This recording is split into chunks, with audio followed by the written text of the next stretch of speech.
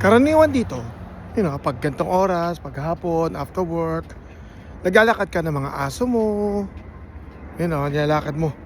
Pero in my case, I'm walking with my dad. Diba? Hindi aso nilalakad ko. Diba? Nilalakad ko ang aking ama. Which is also a good thing. I have the opportunity to spend time with Papa. Di ba, Paps? Enjoy ka ba sa paglakad-lakad mo? Ha? Okay.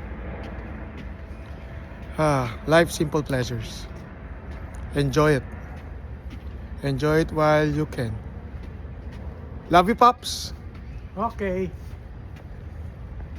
Okay, ingat ha. Lakad lang. Ayos lang. Okay, walking with Dad. Yan ang tema ngayong gabi.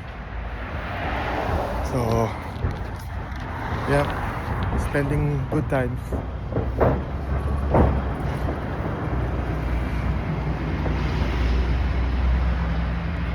Yes, Pops? Okay. Kaya pa, kaya pa? Kayang-kaya.